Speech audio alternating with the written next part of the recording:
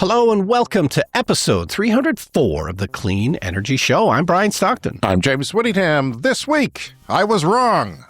About what? Oh, I thought I was apologizing to my wife for a second there. I was wrong about how Chinese automakers will deploy to Canada.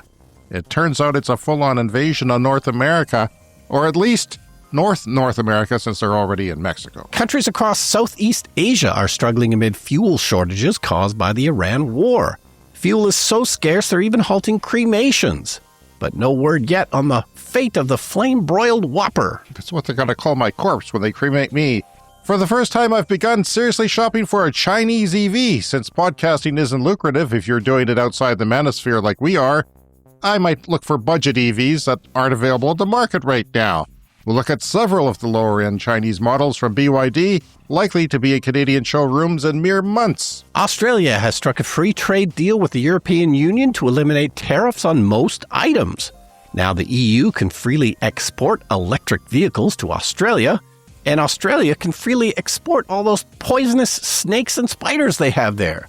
I think the EU got played. I do too. All that and more in this edition of the Clean Energy Show. And also coming up, the cost to replace an entire batteries in EVs is set to fall even further by 2030, even though they do last the life of the vehicle. And a study with huge news, solar panels don't degrade nearly as fast as we once thought, once being last week. We could see warranties go from the current 25 years to maybe even 35 years soon. And that, of course, reduces the cost of solar even more, making it even more unstoppable. All right, so quickly this week, I know most of our listeners are not local, but this is a message for anybody local. We're here in Regina, Saskatchewan, Canada. I've got a film screening coming up this weekend. So if you're listening to this in the few days after it's released and you're local, you may want to come. It's Saturday morning, 11 a.m. at the Kramer IMAX Theater in Regina. And I'm going to show an old short film from 1994. I did a 4K restoration of The Weight of the World by film that I made at the Canadian Film Centre. And our friend Lowell Dean has a 4K restoration as well. We've mentioned Lowell before. He made films like Wolf Cop and Die Alone. So lovely morning screening, 11 a.m. on Saturday at the IMAX with some snacks afterward. It's all free. And you're in one of the movies, right? That's right. I was making cameos in Lowell Dean films going back before he was famous. And this was before he was famous. It was a shot on film, and I was a nervous actor because I did comedy, but I didn't act, and I certainly, when we shot comedy, it wasn't on film, where, we don't want to use more money in the film stock if you screw up, because film is expensive. So did you get it in one take, or how did it go? I went pretty well. I mostly got anxious about it, started making the producer really nervous, Aaron, and I thought it was funny, so I just kept doing it, and then I lowered her expectations, and then boom, James was James. Magic was created. No, you're very good in the film. You play a farmer. You know what, Brian? I wasn't big on the whole zombie thing. I was thinking, no, how do they walk? What do they do? Like I was not a zombie aficionado at all. Sure. This was before the TV shows. Sure, Walking Dead, and all that. And I just hadn't consumed those movies, and like some people had. So I didn't know how to be a zombie, but I figured it out. Had to teach you to be. It was kind of awkward. It was kind of an awkward thing. Anyway, it should be a fun time. Yeah, there's this oil shock going on now because of the war in Iran. Yeah. And in previous oil shocks, we've had some before. When Russia invaded Ukraine, I think was the last oil shock where prices shot up. Here's my hot take on this. We are in a different position, even from 2022 than we are now for EVs. You're more likely in most places of the world to see your neighbor have an EV or them going down the street in your neighborhood.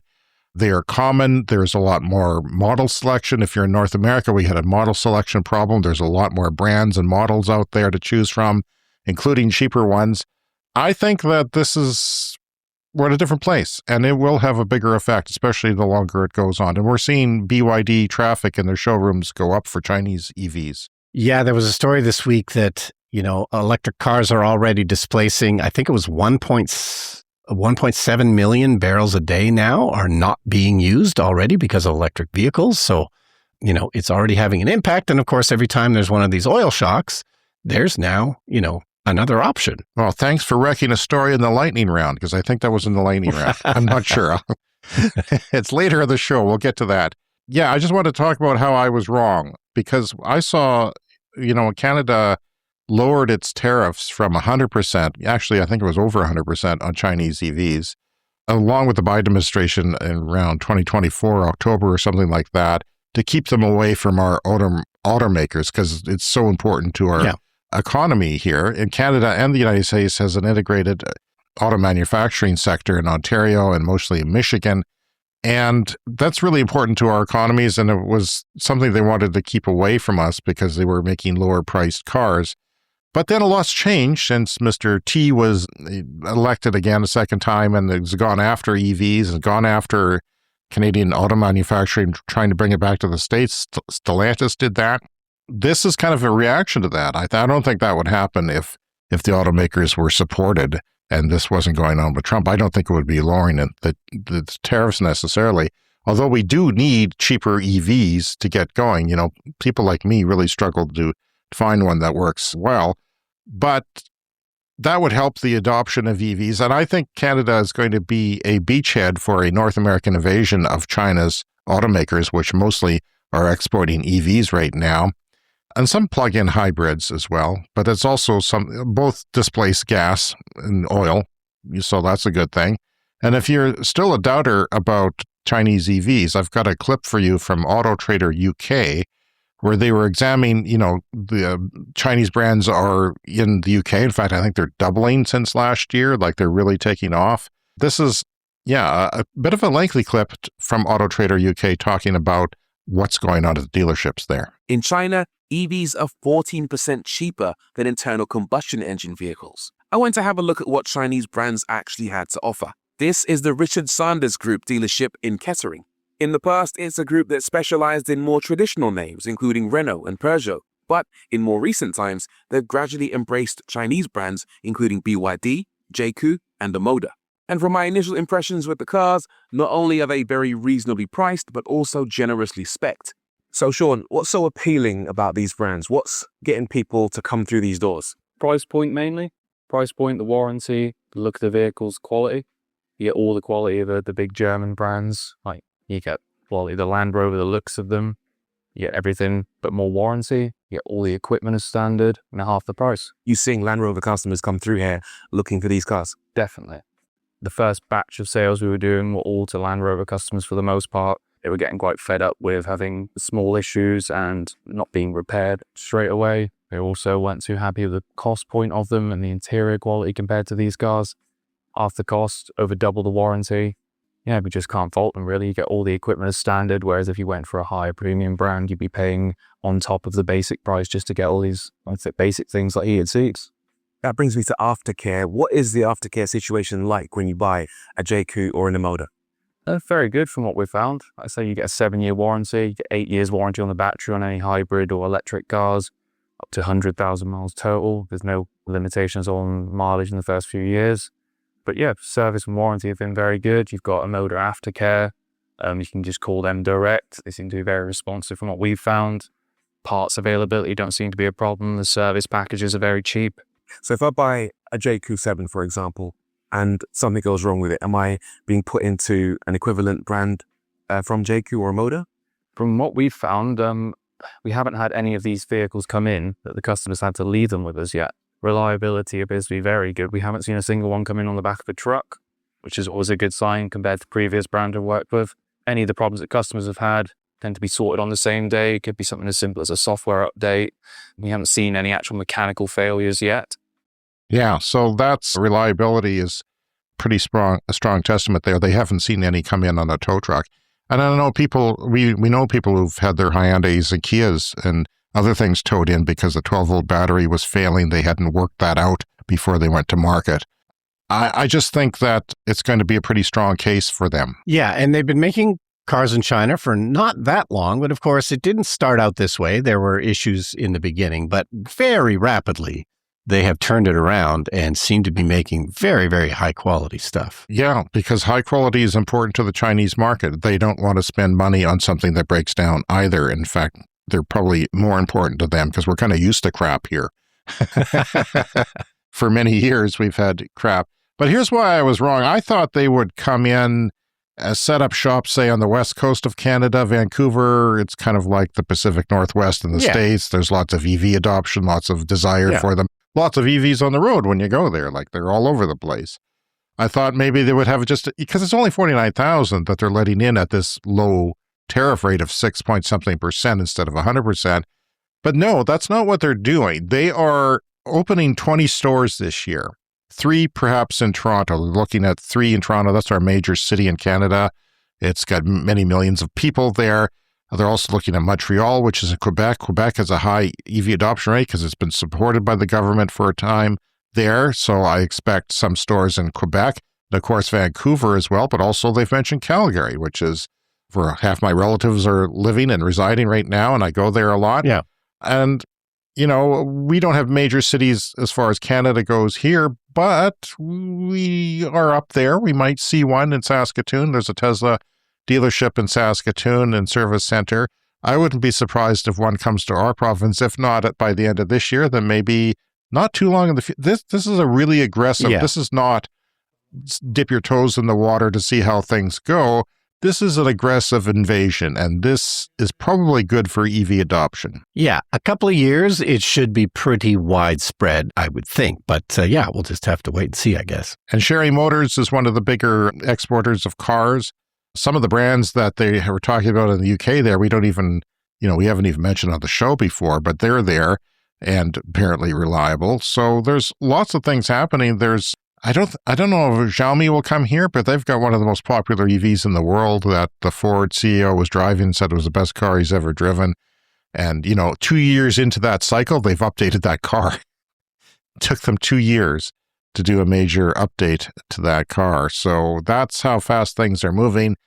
And yeah, this affects the United States because we're right next door, more so than Mexico, because we have, pretty significant trade with the United States as well. But we are culturally the same, same language and similar culture, and things that happen here tend to be a threat to them. So we'll see when this gets on the U.S. federal government's radar and they start freaking out and squirming about this. Yeah, the major difference is we say Z and they say Z. That's a big one. And not everyone has a gun. For instance, you don't have a gun for your podcast. Yes, although, Michael Moore, in one of his documentaries, he sort of investigated, and there's more guns in Canada than you would think, but there's just a different culture around them. They're mostly hunting. There's a lot of wilderness here. And yeah, especially, in more rural places like where we are. So yeah, I see it as a pretty big invasion, and it's pretty significant. We'll be watching this with great interest. And I actually started shopping, I guess I might actually be able to buy one day. See what might be coming. What's out there. And we'll look at that a bit later in the show. I also have an update on the data center we talked about last week, because where Brian and I live, we live in maybe a place where you may not expect anything to happen. Yeah. As you mentioned last week, no one cares about us. But we live in the prairies of Canada, and they were getting a data center really, mere kilometers from Brian's house, just outside city limits. And last week on the show, I won't play you the clip, but I said, well, Elon Musk is setting up a data center in the southern U.S., and he's putting up gas turbines. At least that isn't happening here. Thank God that's not happening here. Well, it is. It is happening here. They are putting up, because, the details weren't there on day one because nobody asked the questions. I think environmental groups and, the day of our podcast, maybe it's coincidence, but the media started asking questions about that, because the main question is, where does the power come from? When you talk about a data center, that's what it's about. It's about power consumption and water. But no one was asking those questions, and it's still pretty vague. Like they say the first 100 megawatts will be from the grid, and we can handle that. Then we'll start expanding by building these turbines and a pipeline of gas there. It's just, we're getting a close look at this big issue of data centers because it's happening in our backyard, and it is an issue. Yeah. We have a letter here from Derek, or at least a post on our Patreon. He says, I'm hoping with more public pressure, Bell, that's the telecom company that's building the data center, will realize they can do better. Maybe they will partner with some local groups to put solar over their parking lot like I suggested on the show. That was a little bit sarcastic because a data center consumes a lot of power. There's no parking lot in the world big enough to put a significant amount of power from solar panels in there.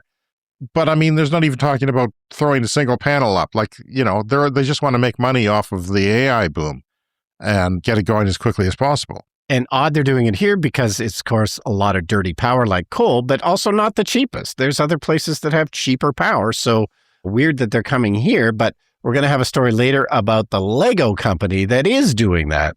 They are building a factory and putting panels on the roof. All right, from BBC, Canada prepares for an invasion of Chinese EVs, but Australia, meanwhile, has brokered a free trade deal with the European Union. They're going to eliminate 99% of the tariffs for exports to Australia. This includes things like critical minerals and lithium. But, for our purposes here, EVs is kind of the main part of this story. They've apparently been working on this for 8 years now, and they finally— That is a long time. I know, finally announced a settlement on this, and you wonder if the world tensions right now maybe expedited some of this, so they're being forced to think differently, I guess. But this plan is going to save European countries about €1 billion annually in customs duties that they used to pay sending stuff to Australia. So the EU is expecting a pretty big growth, about 52% in the automotive sector over the next decade. So it's just going to be easier for cars to come from the EU to Australia. So right now, in terms of EVs, which is what we care about, the top brands are Tesla, and they already do have Chinese EVs there. BYD, Geely is there. There's also some Hyundai Kia electric cars. So not much of a foothold yet from the European car makers. I'm sure BMW and Mercedes are selling lots of gas-powered cars there, but so far not really EVs. There was previously a 5% tariff on vehicle imports from the EU to Australia. Those are now completely abolished. Wow. And then meanwhile, conversely, there were EU tariffs of 4.5% on automotive parts from Australia going to the EU, and those have now been removed. They've relaxed the rules for the Australian luxury car tax for electric vehicles. This was previously set at 91,000 Australian dollars. That's now 120,000 Australian dollars. So a little bit easier to get the luxury EVs to Australia.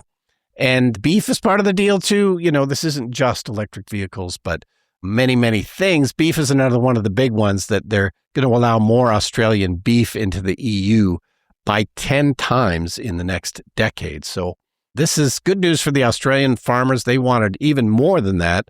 European farmers, not so thrilled about it. They were opposed to the increases. But nevertheless, this is a massive, massive deal brokered between the EU and Australia. The Chinese automakers are building factories in Europe, right? Yeah. There's a few of them going up and probably more in the future, as well as battery factories. So that means that they can export those to the Australian market and maybe have it'll encourage more manufacturing perhaps in Europe, but also in Australia, because they'll be able to ship them back. They'll have that European market as, some people are suggesting Canada joins the European Union. There's a few, they might just be trolling Trump, but I think there's a few European officials who said, yeah, sure. Yeah, that's a good idea. Why not? Can you imagine having a euro? We'll start talking euros now or whatever. We talk about clean energy, obviously, every week, and many times it seems to move quite slowly, but every once in a while, things seem to move quite quickly, like, the way the Chinese cars are spreading around the world. Okay, well, let's talk about how I was wrong about that Chinese invasion playing out. BYD is, in fact, storming North America, or at least North America. This was all in a Globe and Mail, that's our national newspaper here, report last week. So everything you read on that in the blogs is all from that Globe and Mail report. They talked to a BYD official. BYD is a Chinese automaker. They are aggressively building ships and trying to export. They can, it wasn't that long ago, a year or two ago, that I was watching reviews of electric vehicles, and somebody that I like on YouTube said, well, maybe we should make PHEVs, these plug-in hybrid electric vehicles, with smaller batteries, so there's more batteries to go along. But it turns out there is no constraint that we know of on batteries. They are churning out, their capacity is much higher than what they're actually making. It's maybe 50% higher. Yeah. It's just crazy. Like there's no worry about making EVs. And these batteries will last a long time and be fully recyclable by the time they are ever retired from the car, if the car goes kaput. But they're more like I read a story this morning about a data center that is, what's the name of the recycling company from JB Straub? Redwood Materials. Redwood Materials. They're powering a whole data center with, recycled batteries that they weren't going to, they thought these are too good to recycle. There's still enough energy in them. The end of life of your car might have 60 or 70% of that battery even 20 years from now. And that's getting even more increased as batteries get better. Yeah, and if they're inexpensive because they're coming out of an old car, even if they're only 50% of their capacity, what does it matter? Just keep using them. BYD is intending to set up roughly 20 dealerships, likely starting in the Toronto area and building out. And Toronto is not a big EV town. If I'm looking for importing a used EV, Toronto's good. There was as bad a market as we are. There's just very few there, and they're expensive because they had no rebates. Yeah, no, in my recent trips there, that bears that out. Definitely not as many EVs as Vancouver or London or other places I've been lately. They did have a really good rebate a few years ago, though. I was really generous, and when Doug Ford, the premier, got elected, they took that away, and we knew they would, and we encouraged everyone on the show to buy an EV if you're going to ever buy one. That's gone now, but yeah, Toronto is a statement if you're starting in Toronto and not, it's a bold step. It's going after Canada's big market. And this follows Canada's move to lower the tariffs on Chinese-made electric vehicles to 6.1%, down from 100% within a specific quota framework. You have to be a certain price of a car. I think some of the cars have to be under a certain price point, not the most expensive ones. But the idea to get the cheaper EVs into the Canadian market.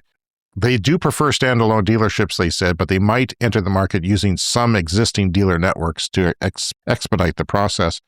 So, yeah, you see Toyota dealer also sells smart cars or, Volkswagens, all kinds of different things. Like when there's a KFC Taco Bell, that kind of thing. Sure. That sort of bastardized hookup. Quota system under a new agreement with China. Canada allows an annual quota of 49,000 EVs in from China, which just EVs, by the way, not even plug-in hybrid, but just EVs. And it's set to rise to maybe 70,000 by 2030. The tariff reduction is from 100% to 6.1%, but only for 49,000 cars, which is something like 5% of our auto market or even less. It's not a lot, but the idea is to get a foothold, to get these cars on the market, to get people trusting them, because it's a process. Even if these cars are as good as the best quality cars in the world, which they may be in some cases, and in some cases not, it's going to take a while. Like Korea offered huge warranties on some of their cars. Do you remember that when they came into Canada around 25, 26 years ago or something like that, or even further? They offered big, and their cars weren't great quality either at the time. So you kind of needed that warranty to trust this new automaker. And the warranties are kind of the bumper-to-bumper warranties that you get with a car, like are 3 years on my Chevy Bolt, for example, from GM. They're double that or more on these cars. So there's some exceptions to that long warranty, like the radios aren't covered for that long, apparently, but which are expensive, but it doesn't matter. Yeah, the 7-year warranty. Like we talked about the battery warranties, they're offering lifetime warranties on the functionality of the Blade 2 batteries, BYD is, which is a huge thing if you're worried about an EV battery, which most people are. Even I was. I knew better, but still you have it in the back of your mind and you research and think about it. That gets taken away, but also the bumper-to-bumper warranty gets taken away. The fear of the bumper-to-bumper problems are taken away with a 6 or 7 year warranty, which is longer than most people own their cars for. Most people, it's probably a good idea to own your car longer than that. There's not necessary. There has been a lot of safety improvements in the last, I would say, 15 years. Like I remember stability control was mandatory in 2012, so I waited till then to lease a, because statistically they were in luxury cars and they reduced the death and injury rates very significantly over the 10 years they were in luxury cars. So they made it mandatory for all cars. That's the type of thing I love. I don't think there's a lot of statistics on pre-crash avoidance and, that sort of emergency braking that's in cars now, but I suspect it will help even further. But stability control was a big one. Yeah, so that's it's happening, and the affordability requirement by 2030, 50% of the quota is reserved for affordable EVs with an import price of 35,000 Canadian or less. That's by 2030. So going forward, the intention is to keep very cheap cars, because there is no car in Canada for $35,000 Canadian as it is. I think the Nissan Leaf, if they came out with the cheap version, which they've delayed, might approach that, but it's not the same. And when you look at apples to apples, one's going to have a better warranty. One's potentially, if it has a Blade 2 battery, a very impressive cold weather battery. I think they should roll those out like crazy in Canada. Yeah, we've been waiting a long time for affordable EVs in North America, and they've just been creeping down not quickly enough. So as we've heard earlier, the reviewers have been pleasantly surprised by what they call a top-notch fit and finish of these cars, particularly things like the BYD Seal. This is a more expensive BYD car, but it's also one of the more best-selling ones. It's kind of a competition, I would say, to the Model 3. I think it's a sedan, comparing its interior models favorably to German luxury brands. So this isn't a luxury car. These Chinese brands have luxury brands as well, and some of them are pointing their cars at a luxury level, and some of them have very quiet interiors, especially if you go up the trim on the model. If you get one of the more expensive trims, you get things like double glazing on the glass, and it makes it very, very quiet, which is a luxury feel. There's a good value proposition. The most consistent praise is for the price to feature ratio, which I love. When I bought that Prius, it had everything. It had everything I needed. It didn't have some computer gimmickry, but it had everything, heated seats, safety equipment and all that, a rear camera. Nothing essential was really an add-on. Yeah, there's nothing more annoying than shopping for a car and realizing that, the base model just doesn't have the features you want. Yeah, like adaptive cruise control in my Chevy Bolt. They held that back, which was frustrating. Although, when it came down to it, I thought I would miss it, and I didn't really miss it. So, but I thought it was really useful in California freeways when the small town boy was driving California freeways and bumper to bumper traffic. That was an extra. Yeah, that's the best sort of work. It would slow me down. If I had a lapse of a half a second of concentration, which is all it takes. So warranty is double the bumper to bumper warranties of most automakers. 6 years, other brands outside of BYD have 7. This is in Australia and the UK, some places. And not only that, Brian, but, when they give you like a certain amount of years, they'll say so many kilometers per year. So if you use your car a lot, it's not actually 6 or 7 years. It's far less than, but some of these work out to like 31,000 kilometers a year, which is at least 50% more than the higher end of average use. It's the higher end of what my use was. Probably twice what the average actually is in the United States anyway. So that's a lot per year. So if you were buying a car for an Uber or other gig work or taxi company, you would appreciate that extra traffic because you would have a lot of mileage put on your car every year. So the battery warranty is mostly 8 years. It's the same as what other car makers are. But the kilometers in that battery warranty, though, are also higher, which is really important, too. So it's more like a calendar thing for the battery, how far it ages rather than how far it's driven. Entry-level city cars are small for North America. Some of these cars are a bit smaller than I'm sure anyone's going to want, like the BYD Atto 1, which is the Seagull Dolphin Mini.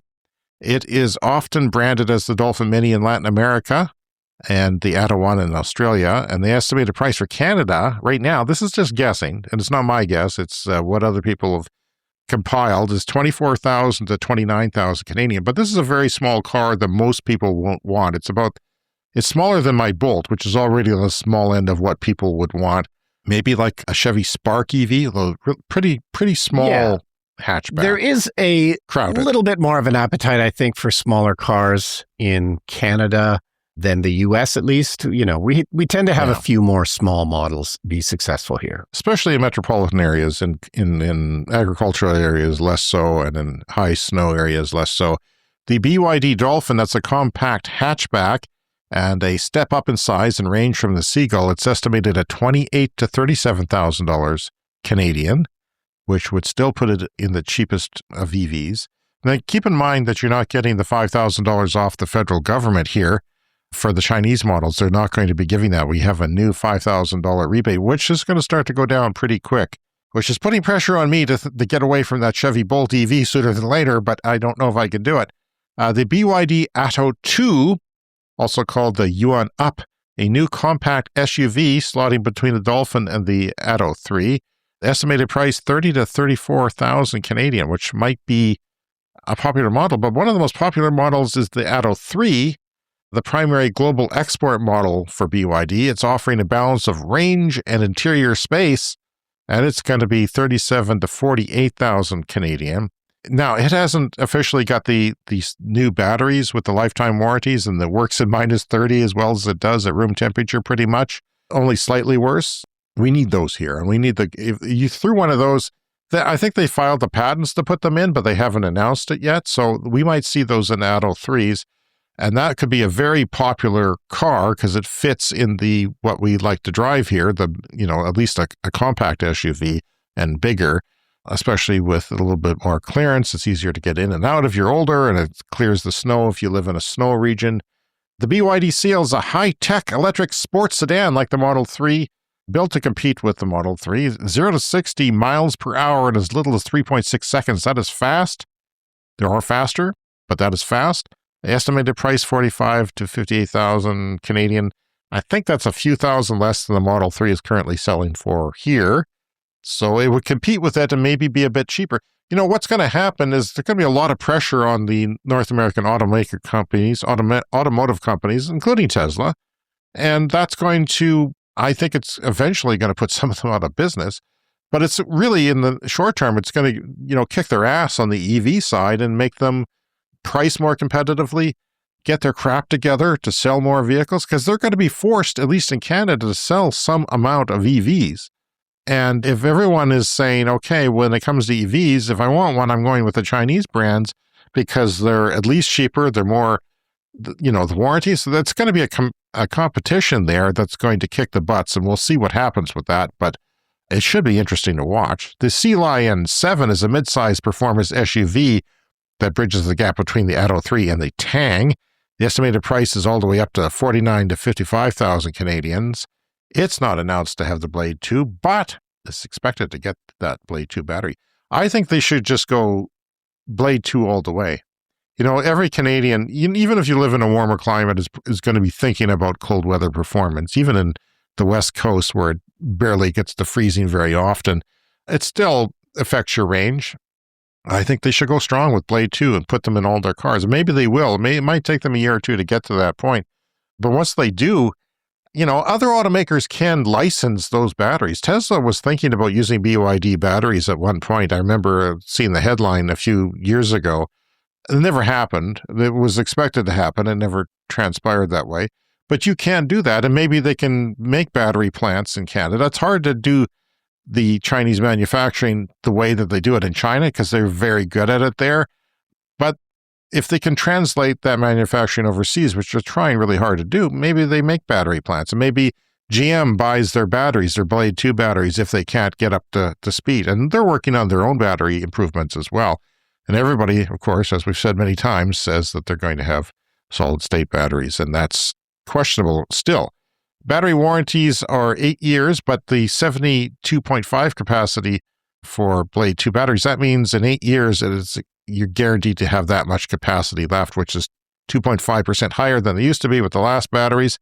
And with so much batteries going out of the market, so many kinds and improvements, that could improve as well. The Blade 2, as you know, is safer and charges in the cold, retains capacity in the cold down to minus 30 and beyond.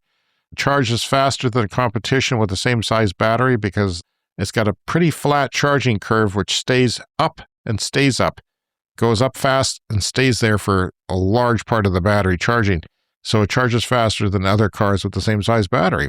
And with fast charging stations, we'll charge in 5 minutes for several hours of highway driving. And in China, they have lifetime warranties. We'll have to see what they do here. But we'll have to see. It could be determined.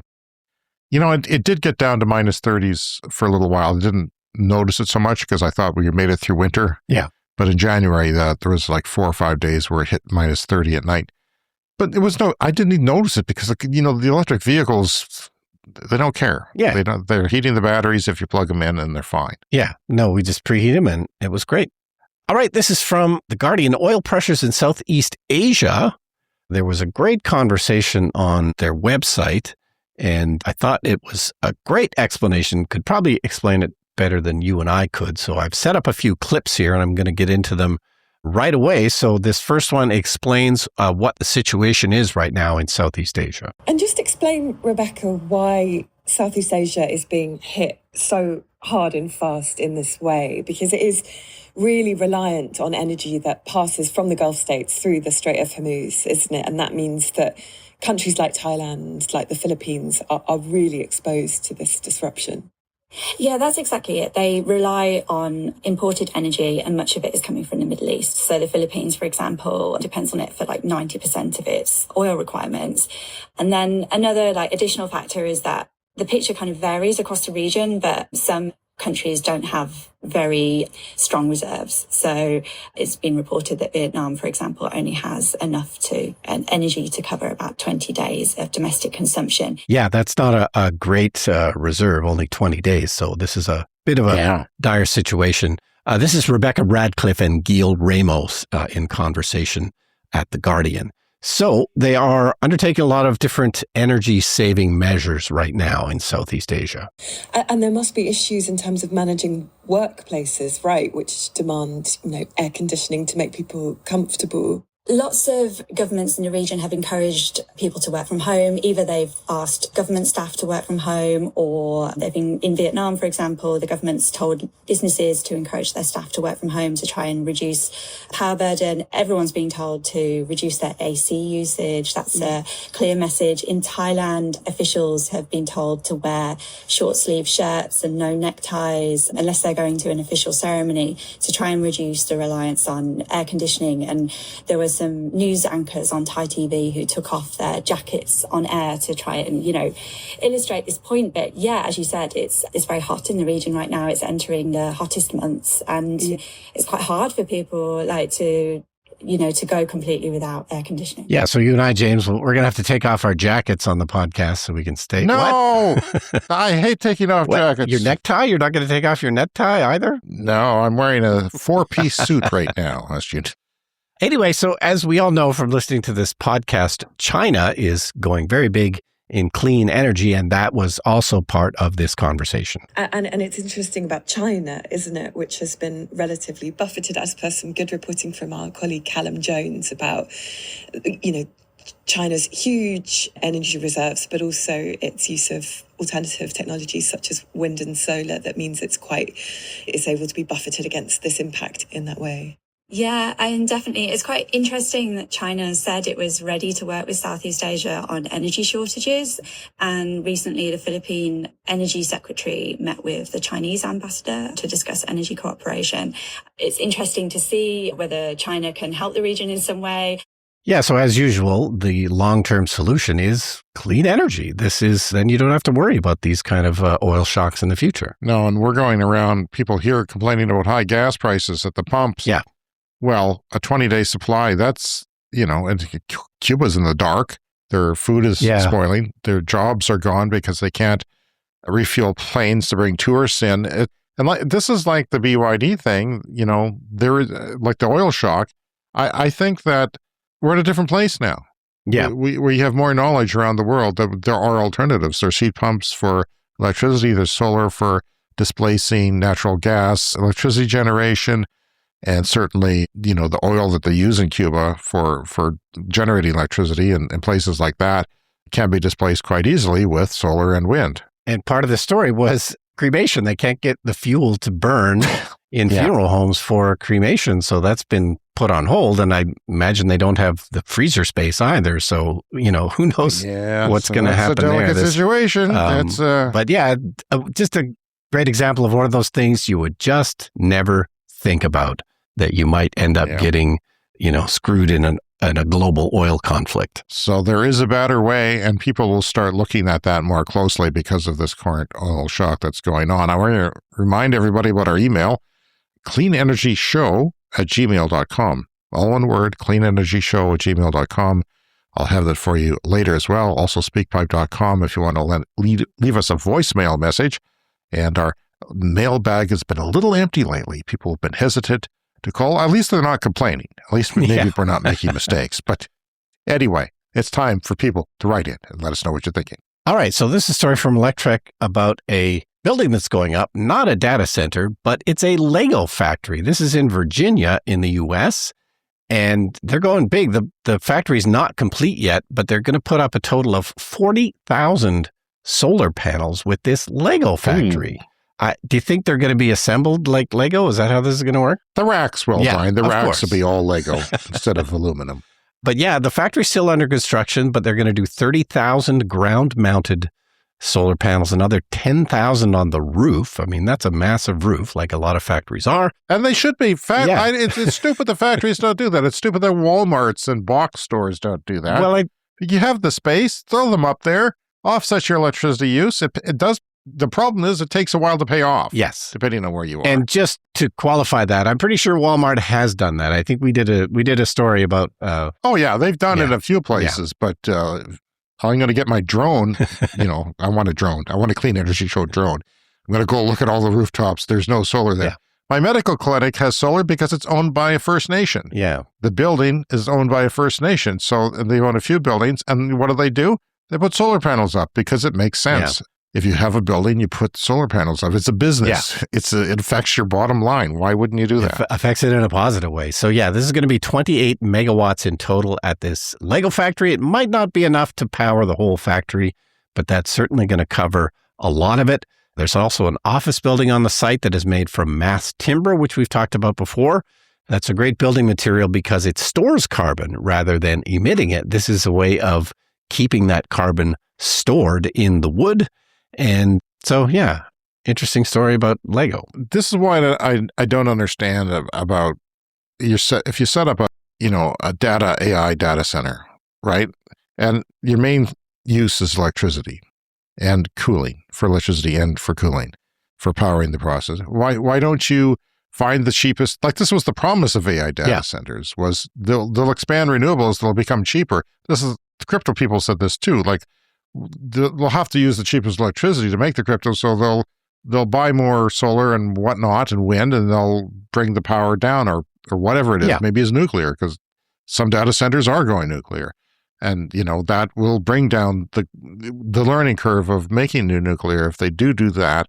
But it makes no sense to me. You should be. If I did that, I would say, okay, where am I going to put this?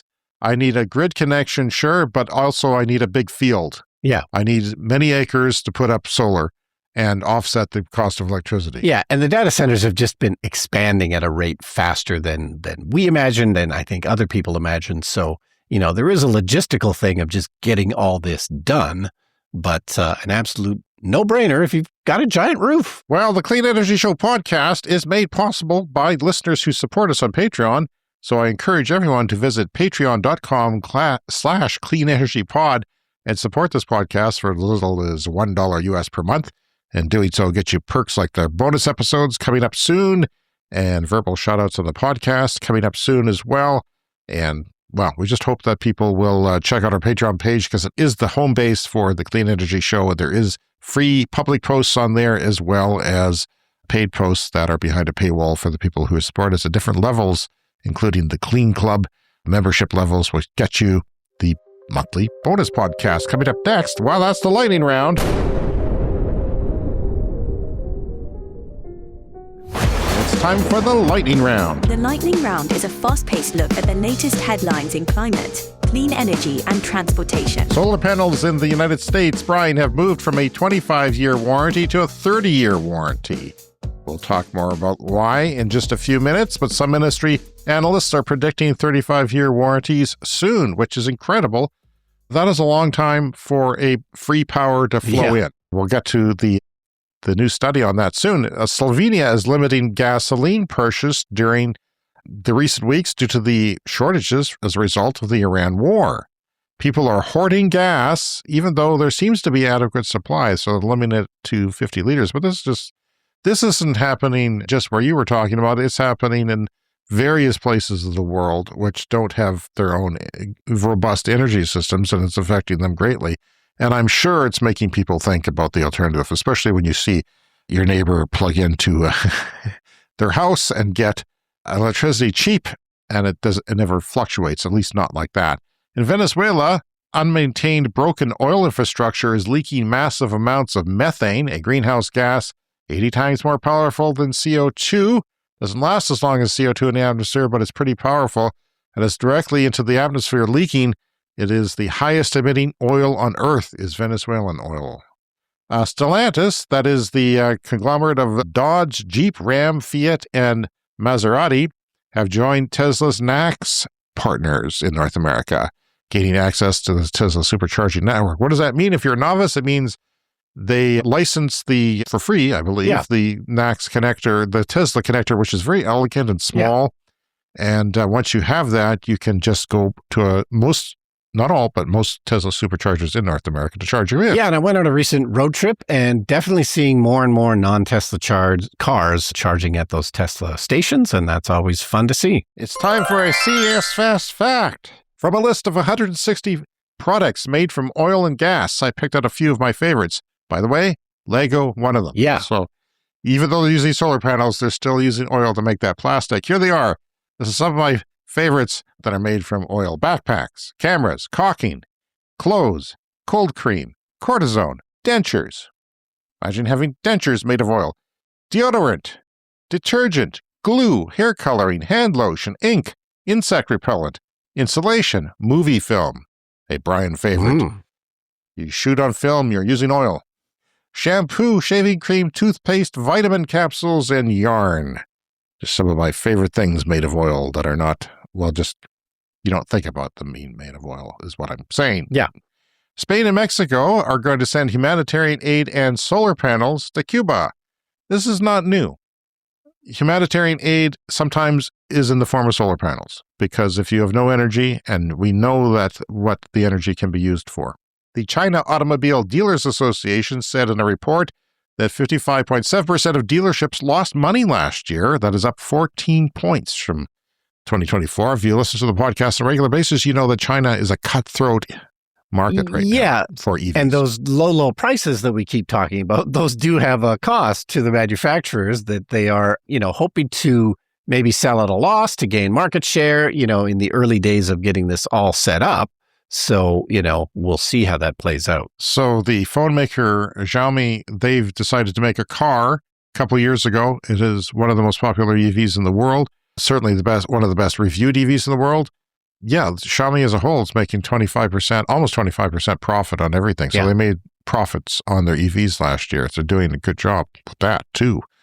It's one thing to make a good EV. It's another to make a profit on it. So that's important. In 2025, EVs cut oil demand by 1.7 million barrels per day, as mentioned earlier by Brian, who tried to spoil my lightning round. Almost 70% of Iran's exports are that. Yeah. That's a lot. That's what EVs are cutting out right now for the Pembina Institute. The Arizona desert community of Martinez Lake hit 110 degrees Fahrenheit last week, breaking the record for the highest March temperature ever recorded in the United States. Yikes. And there's another heat wave coming, I think, and we'll see if those records hold. Russia's largest oil export terminal, Primorsk, has been blown up. It processes 1 million barrels a day. That's a lot of oil. This will take a significant time to repair, reportedly. And this is Ukraine blowing it up. Trump removed Russian oil sanctions, so Ukraine installed their own. Writes one user on X. Yeah, they took off the sanctions on Russian oil to help the market so that he would be politically popular still in the best way he can, not raise gas prices as much as possible. But Ukraine said, nope. Grid electricity from 4-hour batteries. So this is batteries on the electricity grid, power grids, that hold 4 hours of storage that can power the grid for 4 hours, costs only $78 per megawatt hour at the end of last year. That is down from $107 a year earlier. That is a huge drop in 1 year. That's according to Bloomberg NEF. It's fallen more than 50% since the eve of the world's last major oil shock. when Russia invaded Ukraine in early 2022. So yeah, the battery storage, important part of deploying renewables in the transition. Yeah, the alternatives are there now in a way that they maybe even weren't in 2022. BYD shares have surged against market trends as rising oil prices boost EV appeal. I never thought that, you go buy BYD shares as soon as you hear Iran's getting attacked. BYD's Shenzhen-listed shares rose 4.92%. I guess that's one thing that Trump didn't invest in before, 10 minutes before he invaded, because there's a lot of people who have made money off of that.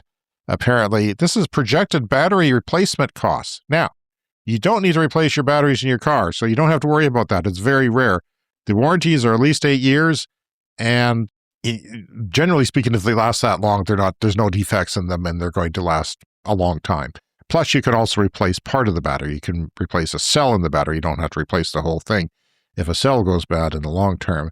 So in the Nissan Leaf, this is a 40 kilowatt hour battery size from a few years ago. In 2022, it cost $9,460. In 2025, it was down basically a third to $6,600, and is projected to fall to $3,400 by 2030, the same battery replacement. So that is a third.